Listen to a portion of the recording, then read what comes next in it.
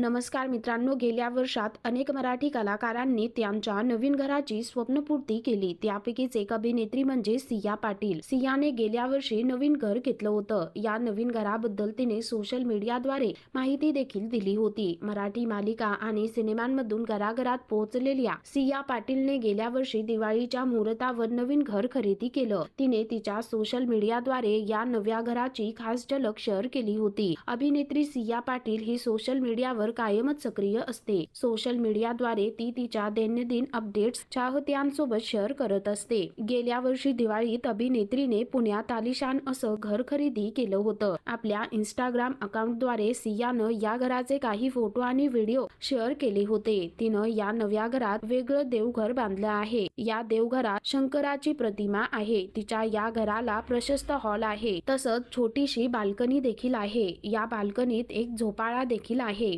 सियाने स्वतःच या नव्या घराची पूजा केली होती. या पूजेचे फोटोही तिने सोशल मीडियाद्वारे शेअर केले होते. दरम्यान सियाबद्दल सांगायचं झालं तर ती मराठी इंडस्ट्रीमधील लोकप्रिय अभिनेत्री आहे. तिनं झक मारली बायको केली, चल गंमत करू, नवरा माझ्या बायकोचा, भागम भाग, बापरे बाप, मोहन आवटे, धूम 2, धमाल, गर्भ यांसारख्या अनेक मराठी सिनेमांमध्ये काम केलं आहे. तर मित्रांनो, तुम्हाला अभिनेत्री सिया पाटील आवडते का? खाली कमेंट करून नक्की कळवा.